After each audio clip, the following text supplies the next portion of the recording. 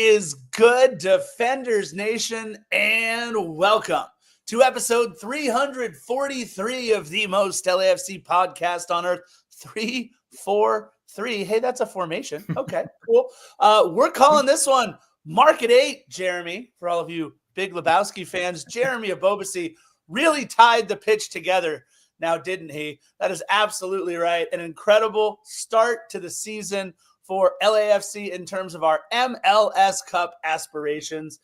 8-0-0 in home matches in our career. Awesome. It's just so cool to be able to go to BMO, not in home match, in season openers. What am I saying? Home matches. Season openers, a massive win for us. You know my voice. It's the Scarf, J.R. Liebert, and sitting across the interwebs from me is our co-host, LAFC Laugh, Chris Lafferty. What is good, my brother? I am taking it easy like Sunday morning, and I can do so after a victory like we had on, and it feels good. Yeah, man. It was a great night at BMO, great day at BMO. Lafferty, your internet is a little spotty, but that's okay. Great night, great day at BMO. It started out earlier than it normally does. We're talking about a 1:30 kickoff, and the 1:30 kickoff due in large part to us having beautiful weather, 70 degrees. That's right, not 7, but 70 degrees here in beautiful, sunny Los Angeles, California. It's so funny. Heather just mentioned happy birthday to me. I don't know why Facebook changed my birthday to February 29th, but I love you all. My birthday is March 20th. I woke up to a lot of birthday wishes because Facebook somehow changed my birthday to February 29th, 1999, which would mean I would be like 26, which, were those the good old days? It is not. But Heather, love you. Thank you. No, you are one of, look, it is a wonderful thing to be able to say to people, thank you for wishing me happy birthday in any way, shape, or form, even if it is, a couple weeks early. We can all celebrate on March 20th. I don't care. I'll celebrate with anybody. I absolutely love it. Chris Lafferty's getting his Wi-Fi sorted. The question in the chat is Chris Lafferty using Philly's Wi-Fi? It's very possible that they're on the same stage. Hey, that picture looks better. Everything looks better.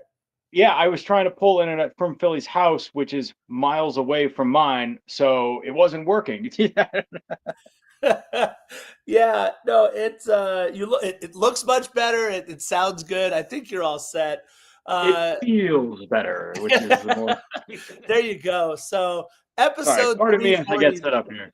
Yeah, no, I'll give you a second. Don't worry. Episode 343. We're Market at 8, Jeremy Ebobisse really tying the room together. Obviously, Nathan Ordaz still looking great in some limited minutes. We also still do have Olivier Giroud on the team. We will talk about that in a bit. Erica, welcome. Good morning from the UK. We love you so much. And Heather, thank you in the chat. Ruben, Jay Gutierrez. And, of course, it wouldn't be a chat without Ben Skolnick. Lachero, what's up, my friend? We'll be setting up for a full tailgate next time, so we got you. But really, really exciting to be able to talk about this win. You know what we like to do here on Defenders of the Bank. We do a little bit of a This Day in LAFC history and news and notes. But first, I have to ask one Chris Lafferty. How was Philippe's, my friend? I was very jealous that I couldn't be over there with you at Philippe's. See, that's why I tell everybody to come to the Black and Gold Running Club events because, well, if you don't want to run, you can at least eat afterwards with us. It was just so good to get back. I got the lamb dip, as always. It's the way to go. Once, I think it was Reimer who turned me on to the lamb dip because I always just got the regular beef. And then had it once, and I can't go back. It was just delicious. Loved it. It was just so much fun and great to just get together with everybody and have a meal afterwards and just kind of get ready for the upcoming season. And just, talk running, talk soccer. It's just a really wonderful night with everybody. Yeah, I think we've talked about the Black and Gold Running Club an awful lot with Neil, who put that all together several years ago. I think it might be the most organized and best run social club maybe outside of any of the supporters groups. Although I know the off-roading club and Kevin Blumenthal's film club might have something to say about that. But Black and Gold Running Club, absolutely amazing. Jay Gutierrez in the chat just said, if they have something to say, they can feel free to find me before a game and beat me up if they want. So yeah, there you go. Jay Gutierrez in the chat, ship out Giroux, bring in Kai. No, we can keep Giroux. That's fine because we have to pay him a lot of money. Just bring in Kai. That's fine. We both want Kai in here. Let's get into a quick this day in LAFC history. If you are listening to Defenders of the Bank today, first of all, thank you. It is Sunday, February 23rd, the day after game day, 9:09 in the morning.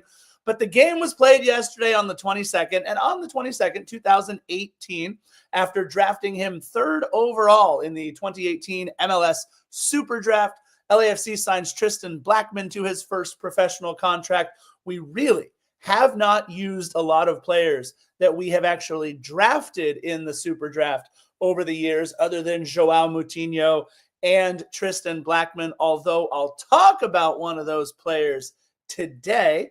Not that we've used them a whole lot, but we've certainly seen their name recently. And today is the 23rd, like we said. So on the 23rd, in that first year, 2018, it was jersey release day today, 8 years ago. There they are. Look at that. Chris Lafferty with the props in the back that tell the whole story. We got the two 2025 kits, and we got the two 2018 kits. It was the black and gold home kit and the inaugural white road kit. Chris Lafferty coming prepared today in the background. I love that. Also, by the way, 1 year later, we introduced the Street by Street Road white and gray kit. There we go. Some people call it the TV static kit, the roadkill kit, all kinds of fun stuff. But it was a nice take on the first year all white kit. Chris Lafferty, yes. Yeah, you know what I like about it is I actually wear it when I do road races. I kind of altered it. I put like my own. I had another one as well, and I put a patch over it for the Black and Gold Running Club, and I put another crest over that crest that's black and gold. And so this way I wear that because it's like, well, if I'm doing road races, I should have a street by street jersey, right? So I love it. I love it. Absolutely. Yeah, and then look, if you ever catch Chris Lafferty running any of these 5Ks, 10Ks, marathons, whatever, he is clad in black and gold in some way, shape, and form. You will find him out there. He'll be the one in the LAFC gear for sure, as I know many of you out there in the running club are as well. Also, in 2019, on this date, on the 23rd, LAFC defeated Vancouver by a score of 1-0 in a preseason friendly with a goal scored by Carlos Vela. So again, us beating up on poor Vancouver. News and notes, some life-changing news coming out of LAFC, if I could be perfectly honest with all of you. Some life-changing news earlier this week, and that was that LAFC has finally partnered with Cinnamon Toast Crunch. I don't care what anybody else wants to say out there.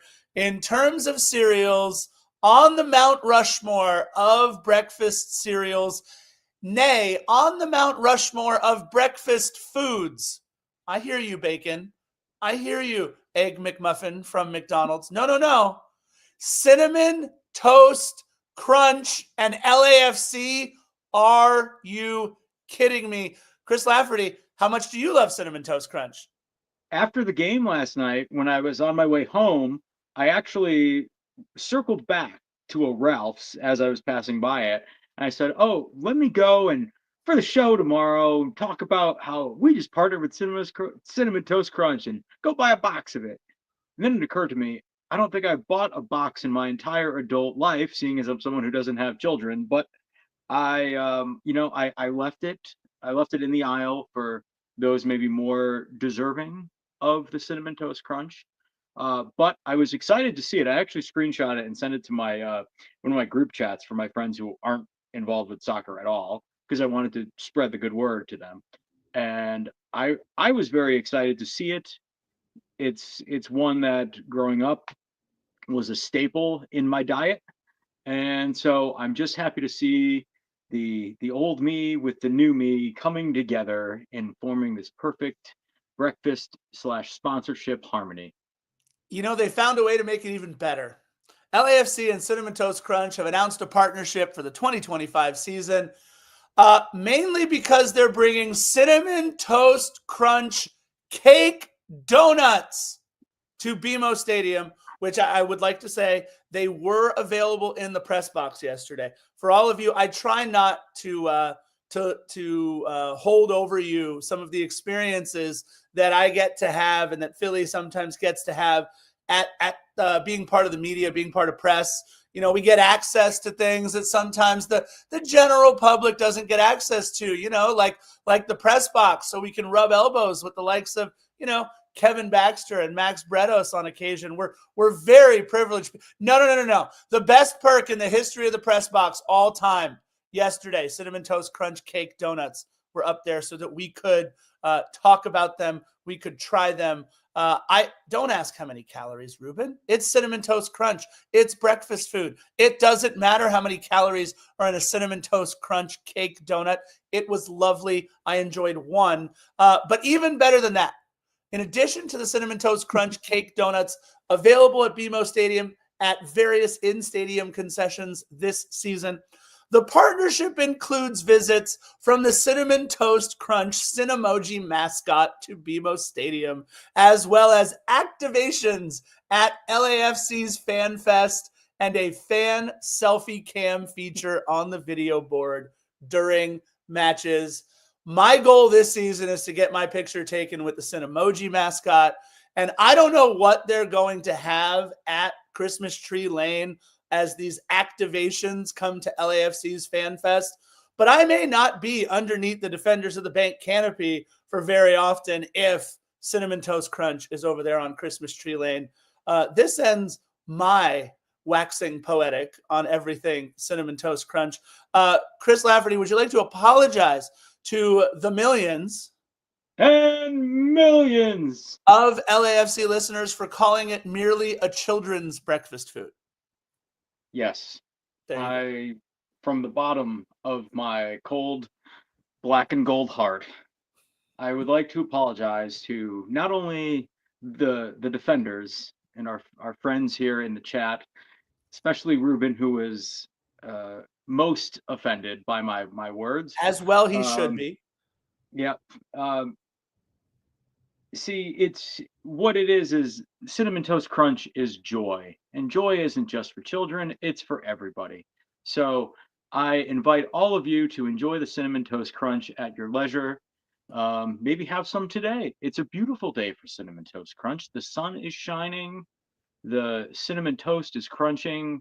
Just have yourselves a ball, everybody. I love it. Look, one of the little bit of news and notes.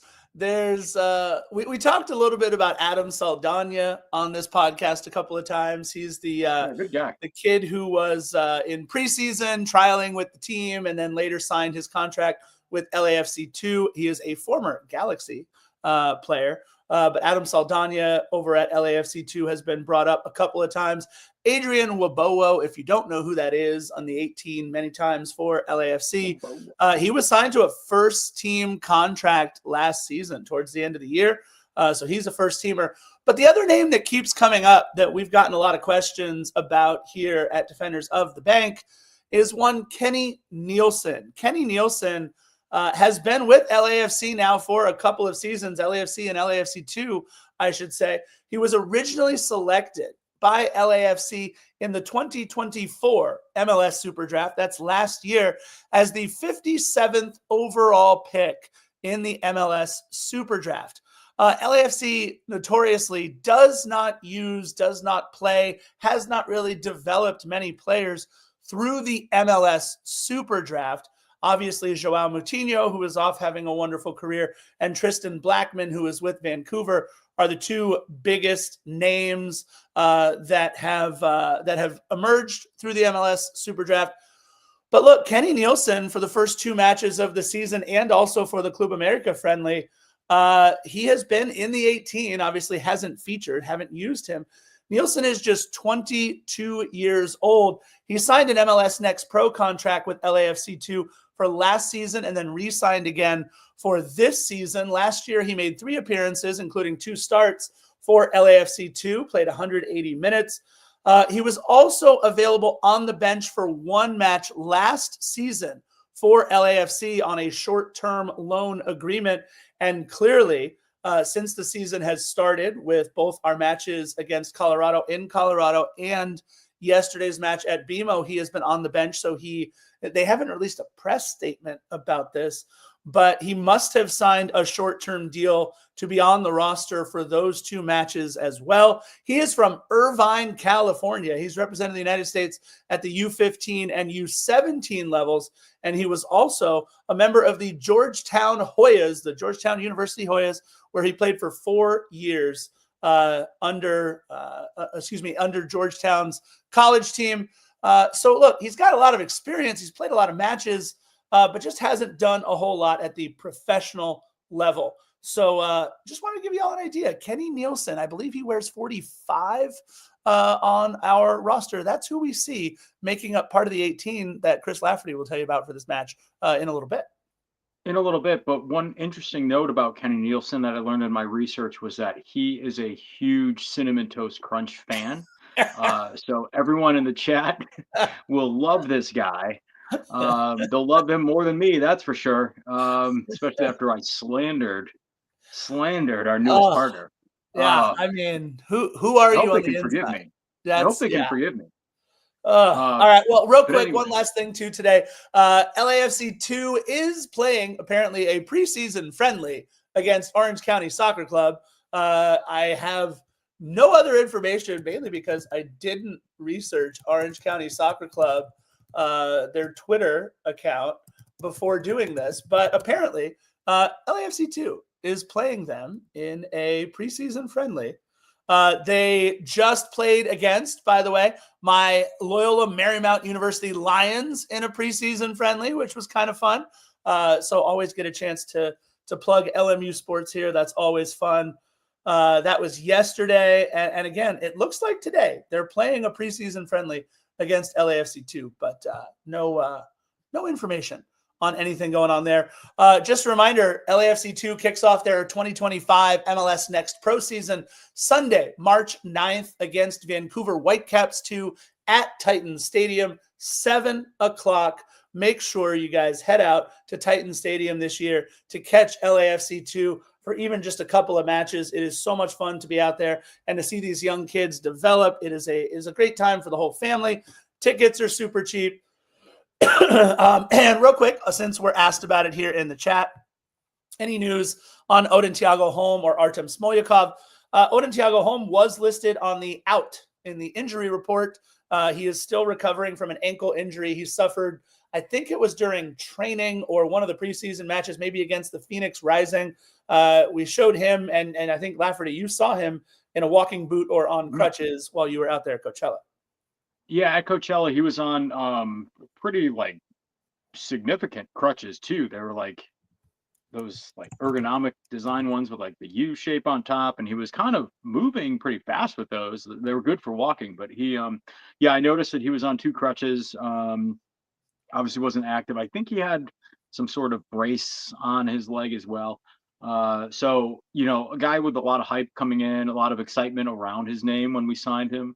Hoping that he has a speedy recovery. A lot of people want to see him, myself included. So I'm just hoping he gets healthy, just for his own sake as well as ours. But yeah, and no news yet on Artem Smolyakov. Still probably working through some conditioning issues. The visa's gone through, which is why we were able to announce it. And Soccer USA says, we signed Luis Muller. Not so fast, my friends. Thanks to Apple TV mixing up last year's number 91 with this year's number 91 in Nkosi Tafari. Listed in the 18 yesterday was Luis Muller on the broadcast. But no, that was number 91 in Nkosi Tafari, as he was not listed on the 18, but clearly came in, wore the number 91 shirt, and certainly played the last couple minutes. We're going to talk about Nkosi Tafari a little bit at the end of this recap as well. And everybody wants news on Carlos Vela. Unfortunately, no news. He has not been, from what I understand, at LAFC matches. I don't know if he's training. He was at LAFC's media day doing a thing with 1800 Tequila. Oh no, DoorDash. That's right? DoorDash. I think it was DoorDash.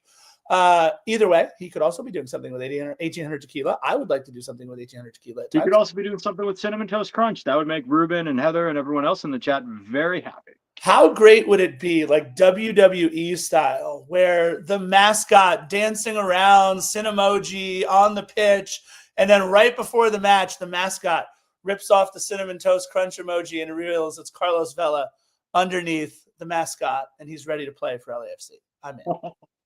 I'm in. I think we should make it happen. All right, folks. An absolutely beautiful day at BMO. The last match we played, it was 7. This time it was closer to 77 degrees because that's the way God intended soccer to be played, people. Not on a frozen tundra in Commerce City, Colorado, while there's snow a-flurrying. No thank you. It reminded me of the movie Black Sheep, I think it was, where Chris Farley and they get pulled over and the cop's like, do you have any idea how fast you were going? They're like, oh, I thought I was going the speed limit, 55, 60. And he's like, 7 miles an hour. Oddly enough, Black Sheep is also a reference to somebody who doesn't like Cinnamon Toast Crunch. All right, so LAFC plays Minnesota here at BMO Stadium. And I got to be honest, folks, the TIFO was unveiled and they showed the skyline there up at the top. And we kind of had a pause for a minute. And I was like, wait, that's it? That's all? That's all we're doing for our season opening TIFO? I was like, okay. I mean, I get it, right? It showed the orange haze in the background because of the fires and everything. And then they released the Kraken, the beautiful firemen, firefighters. There we go. The beautiful firefighters on the TIFO. And the 3252, man, y'all just did it again.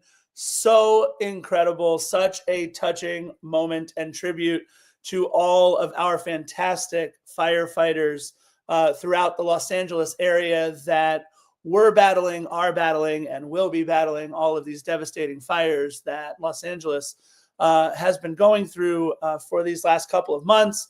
Again, 3252 just putting all of their effort in all the right places. It was an absolutely incredible TIFO. Chris Lafferty, your thoughts on that beautiful TIFO yesterday? Yeah, at first I was like, I was caught a little off for a second. I was like, wait, what? I thought it was going to be one, like a sheet that goes all the way down right the stands. And I was like, did it get stuck or something? And then when the TIFO, the actual TIFO of the firefighters rose up, I was just I was stunned.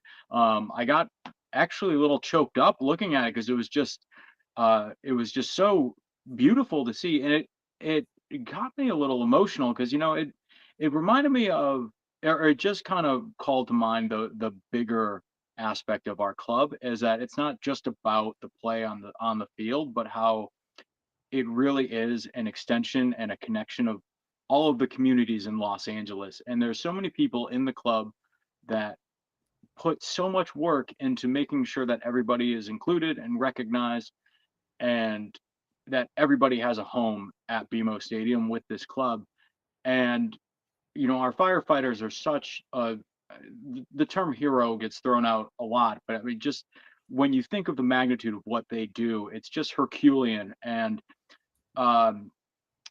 it's nice that, or it's more than nice, it really is heartwarming that no matter what, we always see the bigger picture than just soccer. And it's not about just making sure we have a cool looking TIFO. It's that we use our powers for good, and that we are a force for good in the community, and that we recognize the people who do put everything on the lines for us. And so I was just really proud of the 3252 for using their platform and their talents to make sure that we recognize the people who really, really deserved it, which are the firefighters.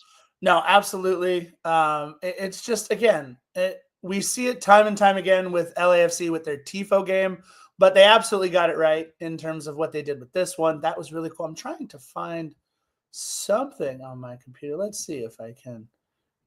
Is this going to work? Ooh, this is yes, while sir. you're looking for that, I got this is a little spoiler. I heard that one of the next TIFOs is going to be the Cinnamon Toast Crunch doll coming up. and that's what it's going to be. Yeah. Look at that. So that'll make Producer everyone happy. Scarf making it happen right Look here. at There's that your coming up quick. there's Now, your I don't default. know if you notice this, but like just those colors on it, Yeah. just the oranges and the yellows, like they just look more vibrant than anything I've ever seen before with the tifo. I mean, like it just popped. Maybe it was with the sun shining on it, but God, it just when it raised up, like I honestly I couldn't help but get emotional looking at it. I was like I was choked up, and they again just an absolute bang up job from them. They just did such a beautiful work with it, and really proud that they chose who they did to Yeah. tributize Yeah. for the opening match. Yeah, and look, it's the firefighters against the backdrop of the Los Angeles skyline with that fiery haze behind the skyline there, and it says a tribute to our heroes up there at the top. I was pretty impressed I got that up there as quickly as I did. Giggity. Anyways, all right, so there's our beautiful tifo. Yes, it was also, of course, Denny Bawanga bobblehead night, and I'll say this about the bobblehead distribution. When you only make 15,000, and this is not a shot on the club at all, but when you only make 15,000, you're going to have 6,000 or 7,000 people that'll be upset, or maybe it's only 5,000 and a couple thousand trickle in towards the end and didn't even know it was bobblehead night. It was a much more orderly distribution this time of bobbleheads than it has been in the past. They had you scan your ticket at our entrance and then go through the metal detector, and then they handed them out as you came in, at least where we go through. But yes, we saw all of the posts when it came to people being upset, people being frustrated, and combine that with the green lot being closed because it was a staging area for resources for the fire relief efforts, which who knows how long it's going to be a staging area. But let's remind everybody here for just a quick second. I know we're talking about two things, bobbleheads and parking. The parking lot is owned by Expo Park, which is run by the city of Los Angeles. I know that because I worked for them for 25 years. The city of Los Angeles owns the parking, not LAFC, not BMO Stadium or Angel City or USC or anybody else. The parking is owned by the city of Los Angeles. So when you see $65 to park, or whether you see all these different uses of the parking lot other than allowing LAFC supporters to park on an LAFC game day, you have to understand that 99% of the time, it is completely out of LAFC's hands when it comes to that. It was a bummer that it was released so shortly before the game that the green lot would be closed. We put it out on our Twitter to get as many people in the know as possible. LAFC put it out right as we did. But it was a bummer that the green lot parking, they were moving people all the way to the back, I think, to the Lucas Museum parking and to some of the other parking in and around BMO Stadium and the Natural History Museum, California Science Center, all that stuff. They moved people all over the place. I did see them allowing some handicap parking to be parked into the gold lot, which was nice to not make all those people walk all the way over the place. But that did contribute maybe to some people's frustration regarding the bobbleheads. But I'll say this.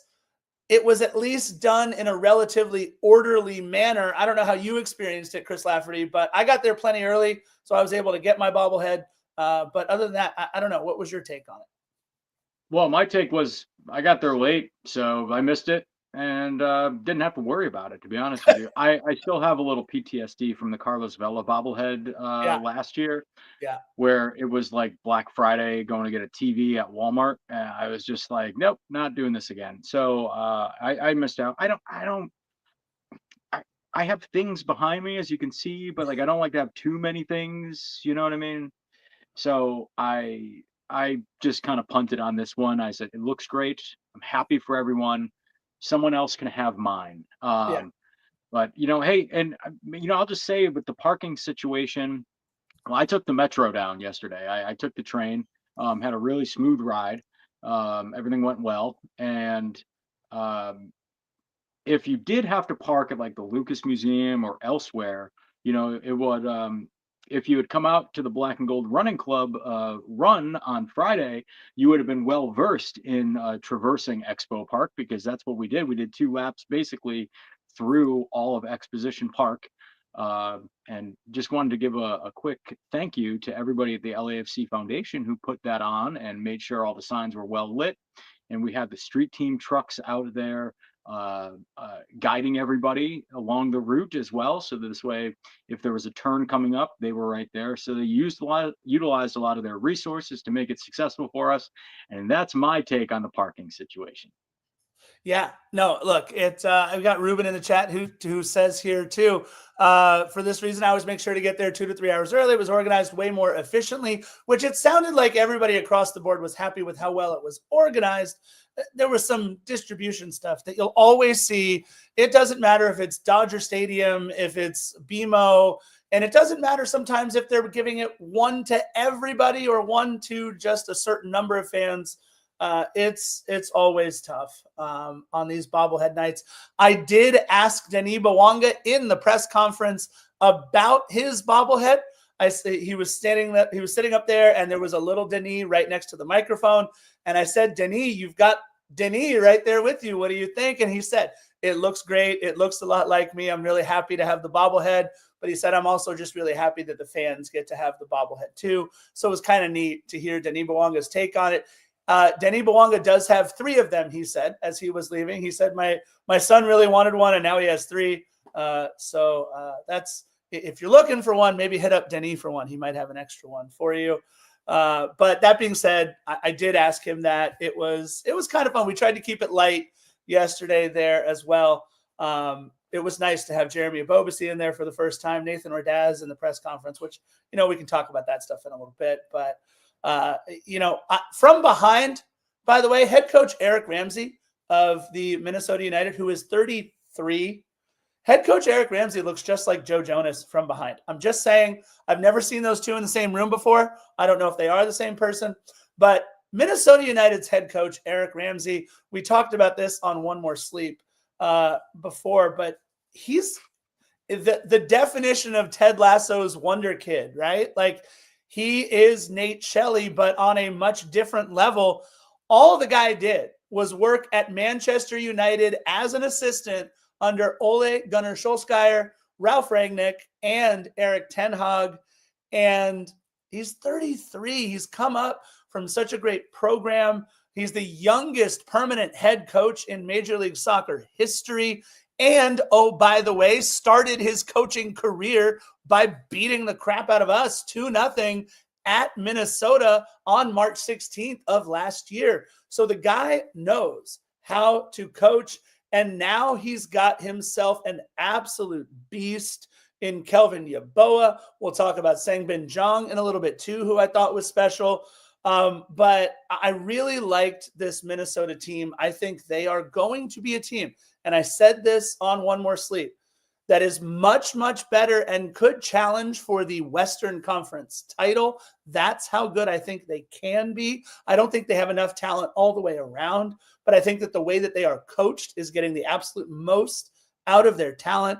I just really enjoyed the way that Minnesota played us yesterday. It's always fun to watch the tactical chess match between a coach like Eric Ramsey and the things that Steve Cherundolo tried to do.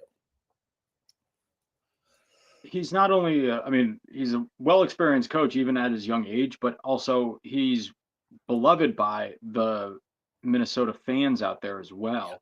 Yeah. He's somebody that they've really taken to, and I think it's because he's young and full of vigor, and he wants to turn Minnesota around and make them something. And I think before they were just kind of treading water for a while, and he really wants to turn them into the contender that you and I both think they can be.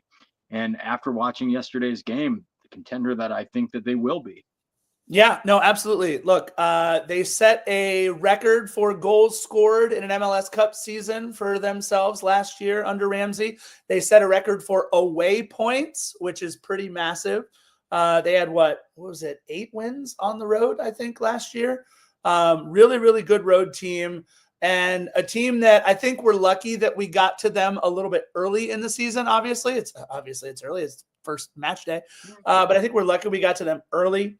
And I also think that LAFC is still a work in progress, still a lot to shore up, but some really impressive numbers by the end of this thing. Our defense picking up right where it left off, I thought, in 2024, if not maybe even a little bit better. So let's get into the lineups and get ready to talk about this match. It is head coach Eric Ramsey. They listed as a 3-1-4-2 on MLSsoccer.com, but at times it looked a lot like a 5-3-2 or a 5-2-3. They were definitely playing 5 in the back until we got the goal against them. And then they went to 4 in the back and really had to open up a little bit. And I thought that's when we actually were at our best, as soon as we were able to unlock that 5 in the back. In goal, they have a fantastic goalkeeper who didn't have to be fantastic yesterday in Dane St. Clair, the Canadian men's national team goalie, and a former, I believe, for at least a second. He played against my Forward Madison Flamingos a couple of seasons ago, which was kind of fun to watch. On the back line, Morris Hacksaw Jim Duggan, Michael Boxall, and Carlos Harvey. Michael Boxall, the career leader in appearances for Minnesota United with over 240 and some of the largest calves you will ever see on a human. He can throw the ball about 20-25 yards into the box on a throw-in. He is a very, very good player. One of the older players in Major League Soccer this season, but still playing at an extremely high level. What's that? Standing upright too when he was throwing those in from the sidelines. He wasn't like spread leg and tossing it. He was just standing upright and chucking it. I blew my mind. Yeah, no, he's a big dude. He's super strong. And again, he has put on the Loon shirt more than any player has in the history of their franchise. In the midfield, Will Trapp, who uses 2 P's to spell trap, but 1 L to spell Will. Also in the midfield, Bongi Hlongwane, Hassani Dotson here, everybody. We got Dotson here. Joaquin Perea and Joseph Rosales. And up top, Tani Oluwaseyi, who I thought had a rough game yesterday. Tani Oluwaseyi missing at least 1 on the doorstep. And I mean, I talked about him in One More Sleep, and he was electric out there on the pitch. Number 9, Kelvin Yeboah, who I said will challenge for the Golden Boot this season. He might challenge for the points lead this season in terms of assists, because if you look the way that he was passing, if you looked at him with the ball, he was very unselfish as well. Just such fun to watch Kelvin Yeboah.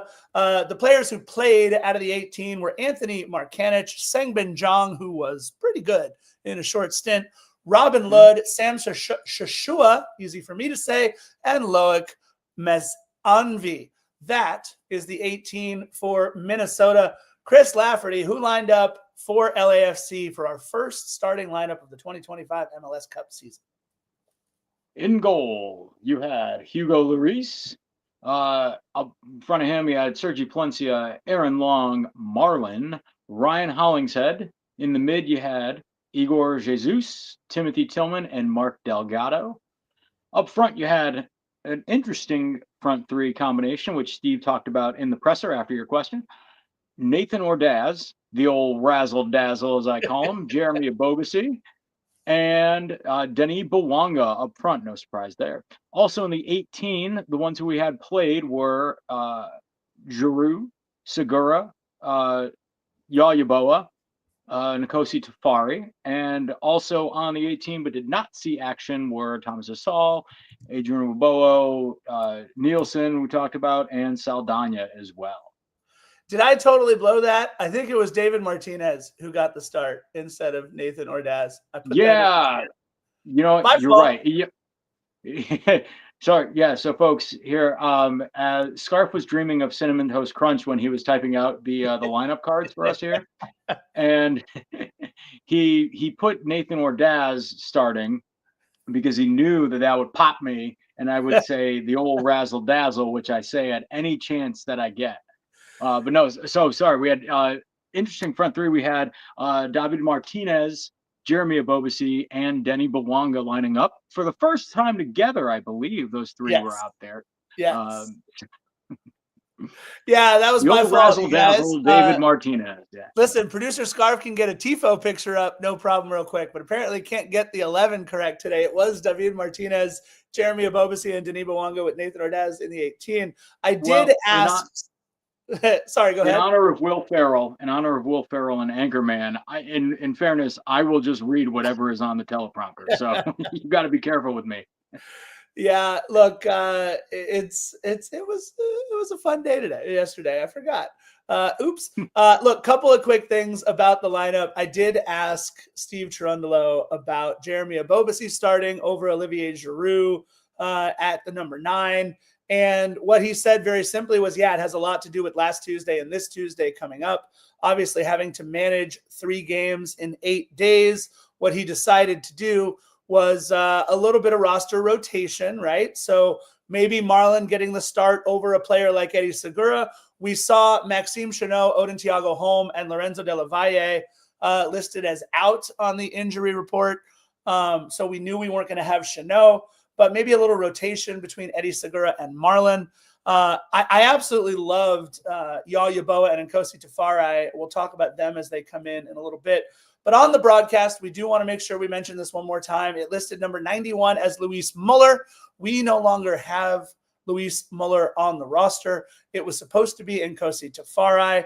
And again, in order for Kenny Nielsen and Adam Saldana to be there, then it would have had to have been on short-term contracts. That hasn't been listed anywhere or released anywhere, but that has to be what is happening in order for them to appear on the roster. And just 5 minutes in, LAFC should have been down 1-0, if we're going to be perfectly honest.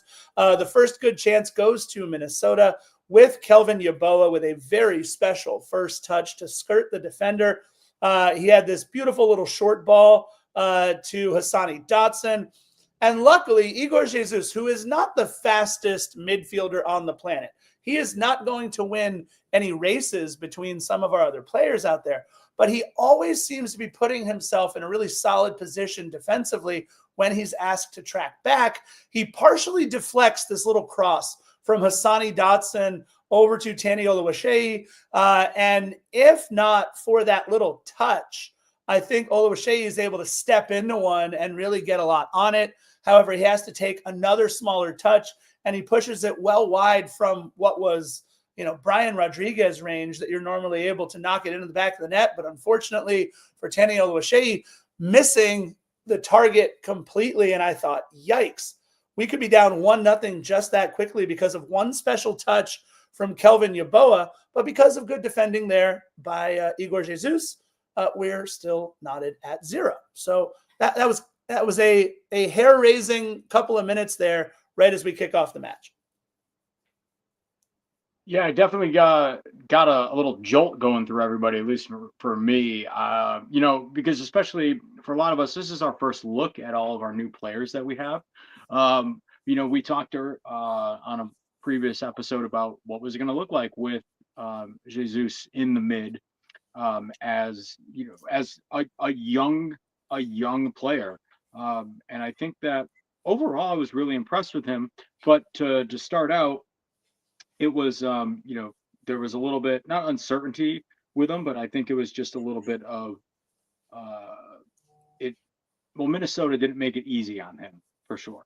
But I saw a lot from him throughout the course of the game that had me really impressed. So I wasn't too worried.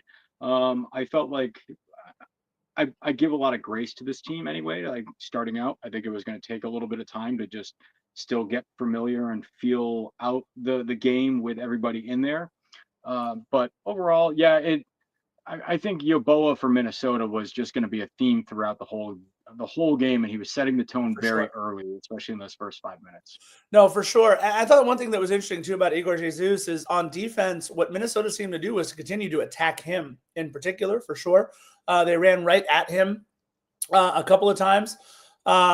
We had another. Look, Jesus has played very, very well. Mark Delgado has played well. Yes. If you ask Timmy Tillman in the 13th minute there, he's going to want that one back. It was an absolutely disastrous giveaway in the midfield by Timmy Tillman.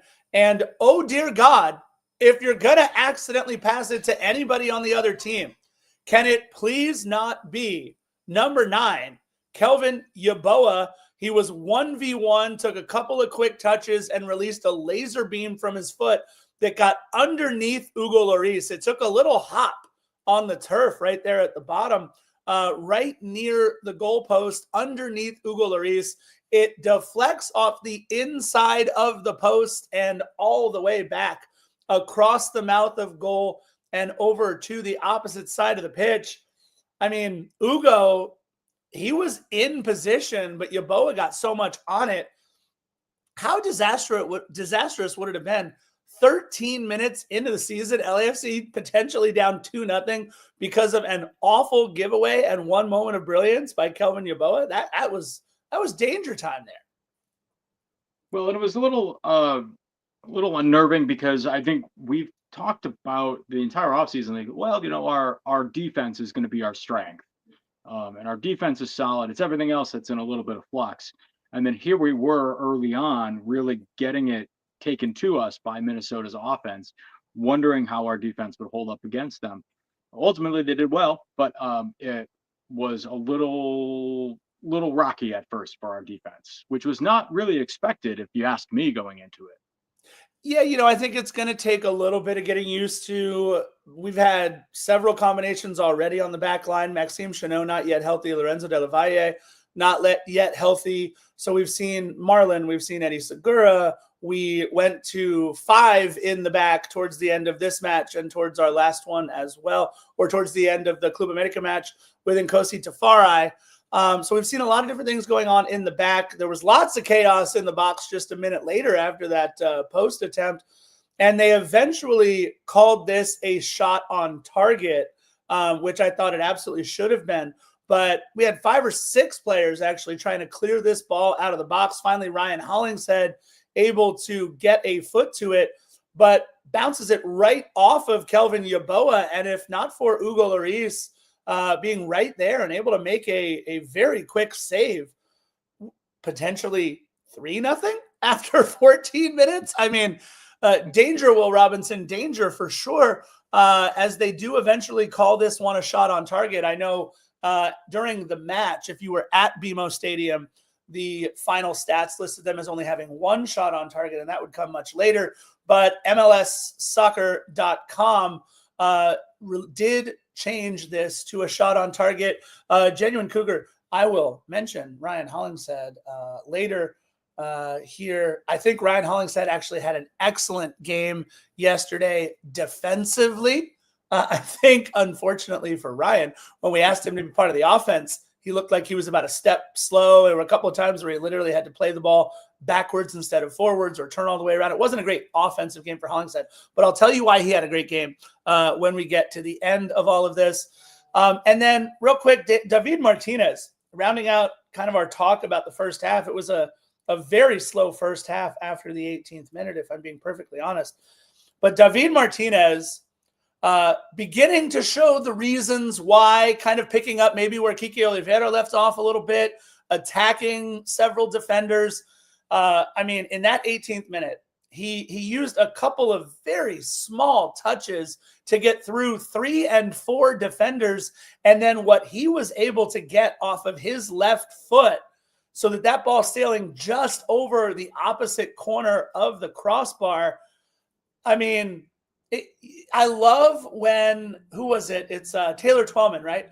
I love when Taylor Twellman, when I rewatched the game on the broadcast feed instead of just from inside the stadium, woke up this morning, rewatched the game, and all you hear from Taylor Twellman is, oh my God, like it catches him so off guard how beautiful this run was from David Martinez. I think that we saw a lot from Martinez that we didn't see last year, and the things that I'm really liking are, well, I think he's getting more comfortable with the team and his role on it. His intensity is there. He's really driving in and trying to make plays happen, which I like to see.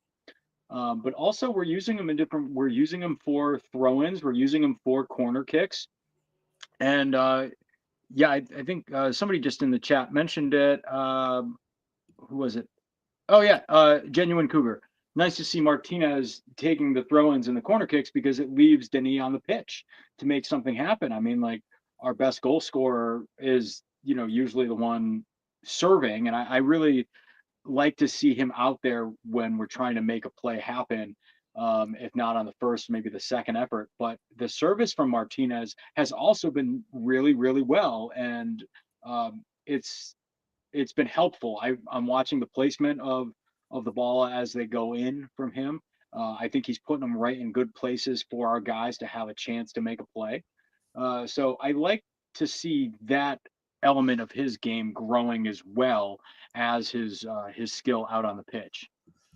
Yeah, I think Richard Martinez kind of brings up a good point too. We kind of have a two-headed monster here. If we can get 90 minutes of David Martinez and Nathan Ordaz together as they appear to be kind of coming off like for each other, I would not have thought that they were like for like, or at least as much like for like as Nathan Ordaz is turning himself into, right? We know that while Chris Lafferty calls him the old razzle-dazzle, what Steve Cherundolo says about Nathan Ordaz is he's more of a straight line goal scorer, right? He'll maybe make one move and then get right to the goal. Whereas David Martinez, he sees three defenders in front of him and is going, all right, let's go. Let's see if I can take on all three of you and then unleash a howitzer from his foot.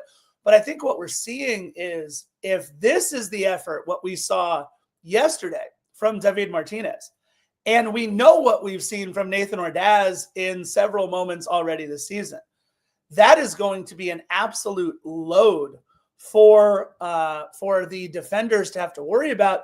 My one thing I worry about in all of this is with Jeremy Ebobisse, with Cengiz Under, and only having three guys up top at times, will that affect the playing time of one Nathan Ordaz? I do think it'll still be David Martinez to get the bulk of minutes moving forward just because of kind of who he is versus who Ordaz is. Ordaz brought up through the academy, whereas obviously David Martinez, a little bit more of a prospect in the pipeline.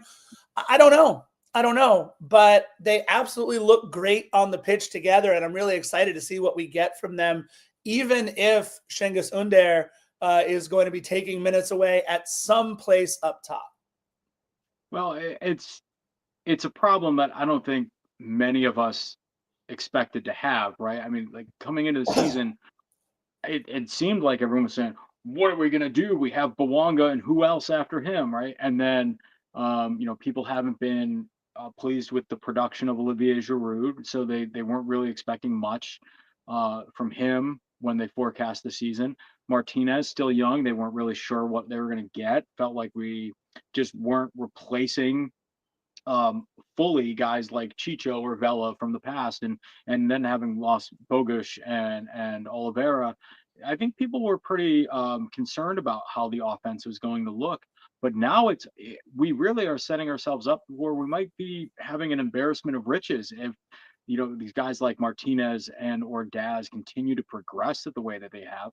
So if anything, now I'm more excited because these guys have such a high ceiling as opposed to, just these guys aren't playing up to what we know they're capable of if they're maybe on the back end of their career. We're looking at guys on the up. So I'm very excited to see what they can do for us. And I think our offense throughout the season is going to progressively impress us more and more.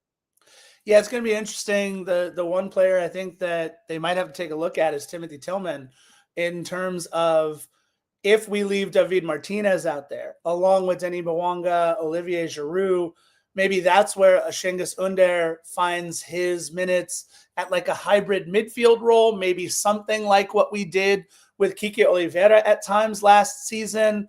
Although you can't take Sergi Palencia off the pitch right now. The guy is just an absolute lockdown defender. It's Palencia Island, like Rivas Island back in the day for the Jets. I know Philly will appreciate that reference when he goes back and listens to this, because anytime I can bring up his Jetropolitans, he's happy about it. Sergi Palencia, the best defender on our team, in my opinion, although Aaron Long is doing so many things so well and getting like no stats or no credit for anything. He is an absolutely incredible center back defender. And Ryan Hollingshead, who I'll get to again at the end of the episode as to why I thought you can't really take him off the pitch after the day he had yesterday. It's going to be really interesting to see where they can begin to get all of these offensive weapons onto the pitch at the same time. In first half stoppage time, we had Denis Bouanga, who was able to kind of meander his way through all the way to the touchline there. He megged a defender and almost found Ryan Hollingshead. Hey, look at that. I speak. Are you kidding me? I speak of the Jetropolitans. Look at this. I gave him his internet back, and look, he uses it. There you go. I didn't even see you join. I have this weird thing at the bottom of my. Oh, there you are. Jeez, good Lord.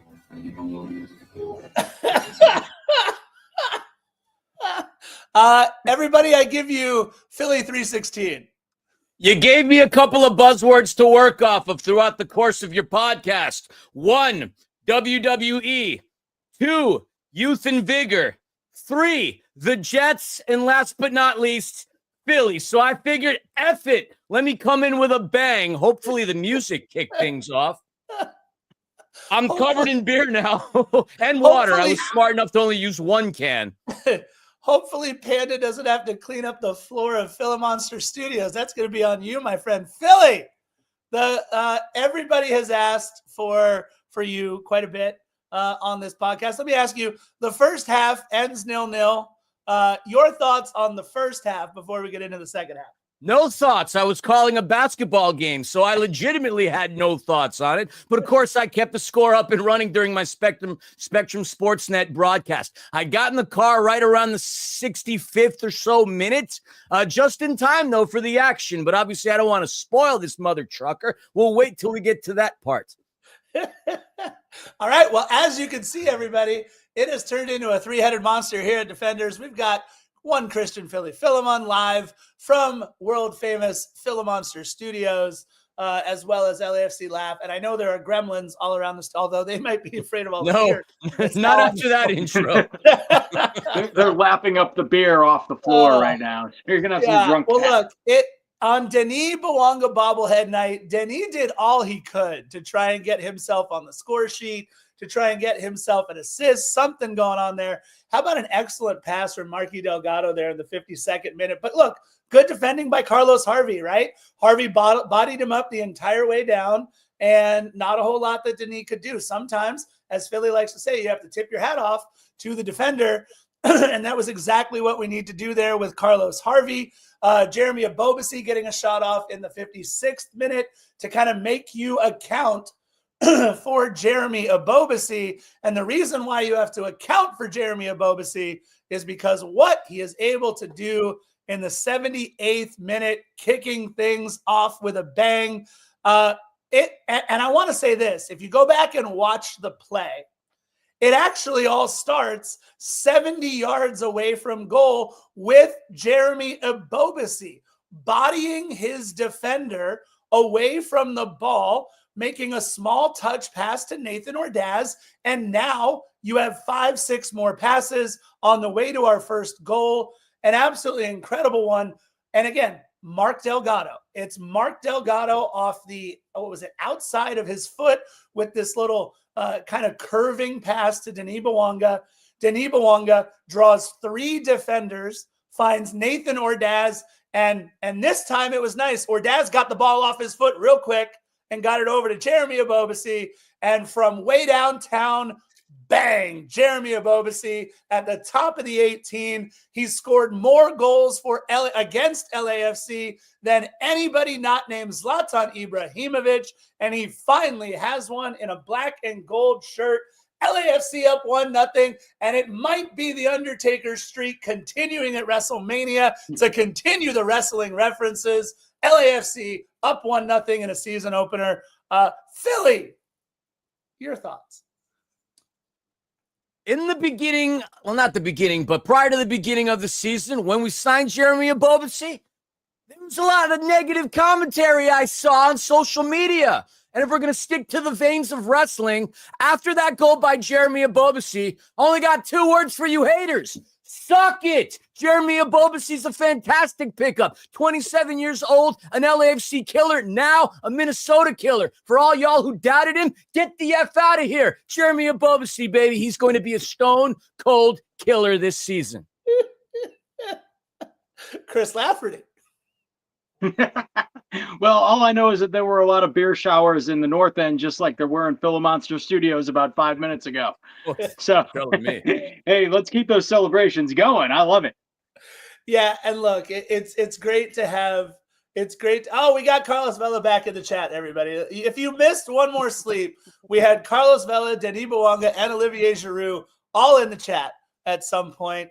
I absolutely love having Carlos Vela in the chat. Thank you.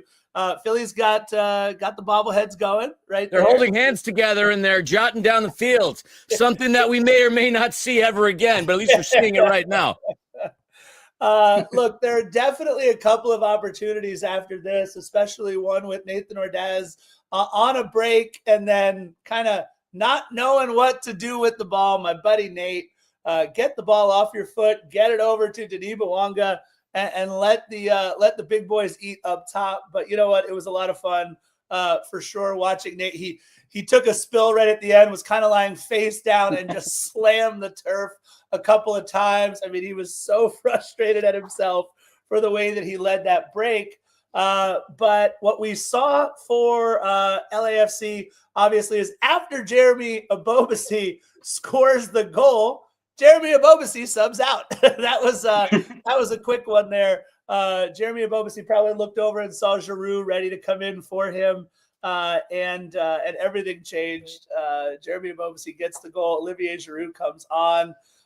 We had a couple more subs as well. It's just one of those things where I really wanted Nathan Ordaz to make an impact, and he did eventually in this game with some nice runs. But that one play was kind of rough. In the 81st minute, Denis Bouanga, an absolutely beautiful move to free himself. On the left side, he cut into the middle so that he freed up a path for Olivier Giroud to continue his run down the left. He slides the pass over. And look, it was good goalkeeping by Dane St. Clair. But you can see after, and I was shocked at this in stadium. They zoomed in on Giroud after the play. They zoomed in on Giroud, and you could see how he was just like, damn it, I had another chance and I couldn't put it together. He had his hands on his head. He was so incredibly frustrated. So were we. But I would love for Denis to have been a little bit more selfish on his bobblehead night to be able to put that one in the back of the net. All right, a moment of silence here. Ruben, you're right. This isn't Topo Chico. I want to move on and up in the world of sponsorships. Michelob Ultra. Yeah, sure. It tastes a little better than water, but it's still pretty good. There's the battle cry. Olivier Giroud. I don't think he's doing himself any more favors to really improve his legacy as a world footballer. We know what he's done in the past, but in a world of what have you done for me lately? Well, you have basically been a ghost. Who is the player that we nicknamed the Ghost ages ago? Oh, yes. It was our good friend who ended up playing down in San Diego. Oh, my God. Why am I forgetting his name? Alejandro Guido. That's right, Alejandro Guido. Now Olivier Giroud's starting to turn into a ghost. But with the addition of Jeremy Ebobisse, obviously with the improved play of a David Martinez and Nathan Ordaz. Do you remember at that press conference after Club America, he made a comment saying, I want to be that dude. That one registered with me because I believed in everything that he said. Whether or not he's going to continue to play with all these additions, I don't know. But Olivier Giroud, I don't know if he came into this thinking it was going to be a walk in the park, but it has been nothing less than a disaster for Giroud. Hopefully there's some money coming in off of his kid sales because that's about the only type of Benjamins that we're seeing out from him. Yeah, you know, what I think Olivier Giroud underestimated a little bit is the physical nature of MLS too. He's always used to good service in the box and being able to body up larger players. And what he has to realize is these guys that are making $100,000 a year now look at a player like Olivier Giroud and they go, all right, I get to go up against this guy. People are going to watch what happens if I body up number 9. People are going to watch what happens if I'm able to get him out of the box or if I'm able to get him off of his game. By the way, Michelob Ultra just announced as a sponsor for Orange County Soccer Club, who we talked about earlier on this episode. Oh, that's right. They also just announced a new flavor of Michelob Ultra. It's Oh, Cinnamon boy. Toast Crunch Michelob Ultra. Oh my God, my bowels just cringed at the sound of that. Oh, Philly, you missed it earlier. Basically, Chris Lafferty hates Cinnamon Toast Crunch. That's the no. I didn't miss it. It's a weird thing to be awoken to. Hey, Defenders of the Bank just went live. I thought, wow, I just got up. Let me tune into this. And then I've been tuning in the whole time. And then the minute y'all said wrestling, I thought, what a cool way to jump into this if I'd surprise them both. I love Cinnamon Toast Crunch. The only other cereal that might have been a better sponsor would have been Kaookie Crisp. I loved those commercials. Those are fantastic. Kudos for the CTC. I might get myself a box of that later. Oh, man. And yes, I did try the donut. It was fantastic. Look, 88th minute. I thought one of the best substitutions in the game was Sangbin John coming in for Minnesota. The kid was absolutely electric. We do have Olivier in the chat who wanted to make sure, Philly, that you knew that his breakout season is coming. Don't sleep on him. I've already fallen asleep. Sangbin John with a beautiful move to get around Nathan Ordaz at the top of the box. One little light touch with the left foot and absolutely pings one off the crossbar. I mean, there are 4 or 5 opportunities that you could look at in this match that Minnesota could have, would have, and should have scored, including Kelvin Yeboah there in stoppage time as he hits one right at Ugo. But Philly, Lafferty, after 8 openers in our Major League Soccer voyages, we are 8-0-0 in what was a lucky but also defensively impressive win. Chris Lafferty, let me get your take on the win first, and then we'll throw it over to the still somewhat waking up and lacking energy Christian Philemon. For me, what I thought throughout the whole game was that it felt like Minnesota was playing with 12 or 13 men on the field, where it's no matter who we passed it to, they were just always swarmed and had a traffic jam in front of them and made life difficult for whoever had the ball. It made it difficult to get any passes off, which kind of stifled our offense for a long time. We did a good job of standing up to that. And a lot of times, unfortunately, we did have 12 men against our guys. One of them was wearing pink, though. Talking about the official who was just, I don't even, I mean, he's got to go back and look at that and just, I mean, he'd be benched if he were a player.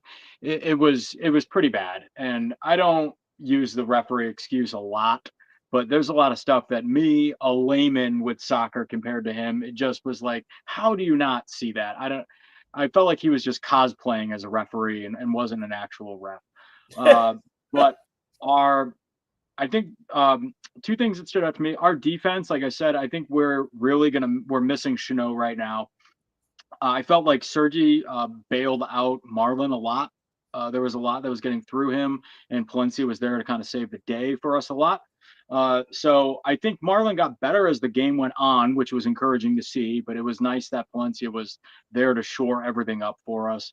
Aaron Long, I think that Minnesota's only defense against him was to go to the ground because they knew they couldn't stand up against him. So they had to try to draw a foul against him. That was their only way to beat Aaron Long. I thought he was just way too tough for Minnesota, and that's a good thing. And offensively, who stood out to me besides Ebobisse's goal was Ordaz. I think what I saw from him was last year we were like, wow, look at this kid. He's playing well there with the big guys, but he looked like a kid playing with a bunch of men. Now he just looks like another dude out there. He's another guy. And, you can tell he got a little bigger in the offseason, put on some muscle, but out there, his confidence, watching that sequence of Bouanga to Ordaz to Ebobisse, just looked normal. Didn't look like, oh, look at that kid out there. He was just another guy out there, looked like he belonged, was part of the team, was part of that offense. And it was really great to see just a total leap in the couple months off season for Nathan Ordaz. Yeah, I absolutely agree with Nathan Ordaz. I asked him about it in the press conference as well. Like, what does this do for your confidence? You mentioned wanting to be that dude, like Philly mentioned a couple of weeks ago, or a week or so ago. And he's like, yeah, it just keeps me, wanting to play with confidence. Philly, your thoughts on the fantastic win? I'm gonna address your question with a question. What is the nickname of Minnesota United? The Loons. The Loons. All right. Now, while I don't quite understand the intellectual prowess of this beautiful aquatic bird, you'd have to have a bird brain to think that LAFC was going to lose their home opener to anybody. I don't care who it is. Minnesota United could be one of those teams that we see make a nice run throughout the course of the MLS regular season, but also potentially maybe even a deep run to the Western Conference Final. Of course, they're going to get absolutely assassinated by LAFC, and we'll just leave it at that. But it was a strong performance. It was a tone setter. At one point, 75th minute, I'm thinking to myself, oh my gosh, one of the worst ways to start a home opener would be to end this one in a snooze fest of a draw. There was great defense. Obviously, Dane St. Clair made some really nice saves. But when it came to Jeremy Ebobisse's shot, it was great that St. Clair had the movements of a great Dane St. Clair trying to miss or make that block on Jeremy Ebobisse. Look, we're undefeated at home on home openers. That's the way it should be. And if anything, we once again, and as always, need to instill BMO as a fortress, a palace of horrors. For any team that comes in here, they need to not only lose, but they need to be psychologically messed up between the noise in the stands, between everything going on in the atmosphere, between the performance of the pitch, the performance on the pitch. Nobody needs to come into our house and push us around, and we let Minnesota United know that. Yeah, a couple of highlights for me for sure on this one. And Steve Cherundolo talked about this in the press conference, wanting to retain more possession and possess the ball. They did. 61% possession, almost 600 passes completed, and at an 86% accuracy rate. Incredible passing, incredible possession for LAFC. And I said this about Ryan Hollingshead. He might not have helped us out on offense really well at all in that match. But what he did do was lead the entire pitch in touches, 107 touches, and he passed the ball at a 94% accurate rate. Now, a couple of those passes were certainly to the other team or backwards or not progressive for sure. But that being said, the night that Ryan Hollingshead had was actually very, very good defensively. I absolutely loved him. And in case you wanted to break down on Olivier Giroud, he did have almost 11 minutes played. And in those 11 minutes, he touched the ball 5 more times than I did in the game. He had 1 shot, 1 missed big chance, and a .31 XG, which was actually pretty darn high considering our lack of being able to put anything near the goal with Dane St. Clair. So Giroud, again, one of those performances is just kind of meh. I'm going to test something, and you let me know if you can hear it. My assessment on Olivier Giroud, period. Did you catch it? Did you catch that? I don't know if you did. Yeah, there you go. All right, good, excellent. That one worked out nicely. Look, I think, and let me just remind everybody, the most important thing about this podcast, and this is why you have to watch it on YouTube. There it is. Lafferty, no kidding, bro. The minute you said Cinnamon Toast Crunch with Michelob Ultra, I feel like I just consumed it. My stomach still doesn't feel good. Well, luckily, it'll just be the donuts at BMO Stadium, the Cinnamon Toast Crunch donuts, which I can't wait to try again. Philly, I tried to sneak one out for you in the press box, but there was only a couple left when I got there. I got some looks. I mean, that would have been fantastic. Nothing like days old Cinnamon Toast Crunch donut to look forward to anyway. I appreciate you not doing that. Carlos Stella, I agree. Lucky Charms, pretty darn good too. Magically delicious. When I lived overseas in Frankfurt, Germany for 4 years, anytime my grandma would come from New York, a couple of requests I would make. Kraft mac and cheese, I was 16, and Lucky Charms and Pop-Tarts. So I feel you on that one. Lafferty, I guess my presence here has made a scarf disappear. I've made my scarf disappear. He's going to get his cereal right now that you mentioned it. So Oh, that a boy, folks. It's been a minute since we've seen one another. I'll make these pop in sporadically, but oh my God, there he is. It works. Marketing works, folks. Isn't that something? You get a sponsor, you get a couple of things. Next thing you know, you got a scarf that goes on to Costco. Cause man, that's a mammoth-sized box of Cinnamon Toast Crunch. You ain't gonna see that at Ralph's. It's not just one bag. Hold on. It's two. That's right. Y'all, this is a Cinnamon Toast Crunch home here at the Scarf Compound in Lawndale. Just want to let everybody know That's that a Colossus bag of Cinnamon Toast Crunch. we could not be happier for our new sponsor, Cinnamon Toast Crunch. But y'all, this was a special one, episode 343, Market 8, Jeremy. We got one Christian Philly Philemon back in the house, along with Chris Lafferty, who brought the jersey props, Philly, who brought the WWE style Stone Cold entrance, Philly 316, and I brought Cinnamon Toast Crunch. So there you go. This has been a fun one, you guys. What an incredible episode. And you guys know how we like to end all of our episodes here on Defenders of the Bank. Oh, boy. You think I wouldn't pull around on a cameo? Y'all are out of your minds. Hello, Kitty. Hello, everyone. And in particular, a big hello to the man below me, Mr. Chris Lafferty, the way I've always seen it. Hello, Kitty on top. Chris Lafferty, right, well, there, just there. Bye-bye.